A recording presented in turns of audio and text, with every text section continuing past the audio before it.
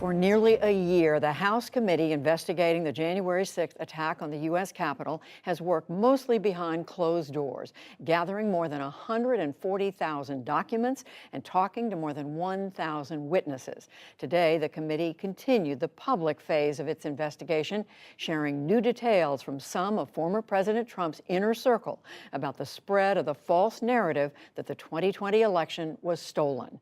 Amna Nawaz begins our coverage. Day 2 of the January 6th committee's public hearings zeroed in on what President Trump knew and when he knew it. The 2020 election was not close. Featuring a slate of Republican voices who said they told him repeatedly for months his claims of voter fraud in the 2020 election were baseless. He's become detached from reality if he really believes this stuff. Among those voices, Bill Stepien, former Trump campaign manager, who bowed out of testifying in person just this morning after his wife went into labor, but who told the committee in previous interviews that he warned Trump multiple times, including on election night, results could take a while. My recommendation was to say that votes were still being counted. It's too early to tell.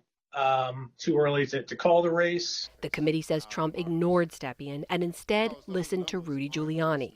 You will also hear testimony that President Trump rejected the advice of his campaign experts on election night and instead followed the course recommended by an apparently inebriated Rudy Giuliani. Here's Trump attorney Jason Miller describing Giuliani that night. The mayor was definitely intoxicated, but I do not know his level of intoxication when he spoke with the president, for example. Adding to the committee's election night narrative, former Fox political editor Chris Steyerwalt, who was overseeing the conservative network's election night coverage, including when they accurately break the news that Joe Biden would win Arizona. Okay, time out. This is a big development. Yeah. The Fox News decision desk is calling Arizona for Joe Biden. That is a big get for the Biden campaign. After the election, as of November 7th, in your judgment, what were the chances of President Trump winning the election? After that point? Yes. None. Despite advisors' warnings and the electoral math not in his favor, Trump took the stage in the early morning hours of November the 4th and said this. Frankly, we did win this election. We did win this election. So our goal now is to ensure the integrity for the good of this nation. This is a very big moment. This is a major fraud in our nation. That night, according to witness testimony, launched a split within Team Trump. Those who continued to push the big lie he'd won the 2020 election and those who didn't. Here's former Attorney General Bill Barr. I felt that before the election, it was possible to talk sense to the president. And while you sometimes had to engage in, a big wrestling match with him, that it was possible to keep things on track. But I felt that after the election, he didn't seem to be listening. And We called them kind of my team and Rudy's team. I didn't mind being characterized as being part of Team Normal.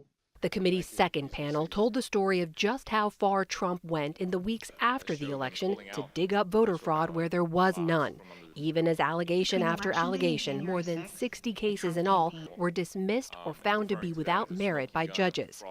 Former U.S. Attorney for the Northern District of Georgia, B.J. Pack, appointed by Trump, said he was asked to look into an allegation about a suspicious suitcase filled with fake ballots.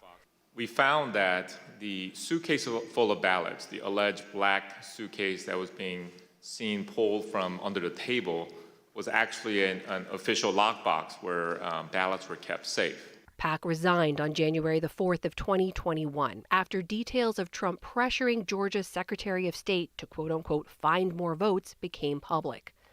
Al Schmidt, the lone Republican on Philadelphia's election board, was asked to probe other voter fraud allegations.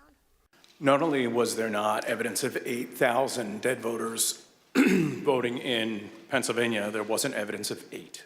Even for these Republican officials, Trump's repeated lie led his supporters, echoing those lies, to make very real threats. After the president tweeted at me by name, calling me out the way that he did, The threats became much more specific, much more graphic, and included not just me by name, but included members of my family by name, their ages, our address, pictures of our home.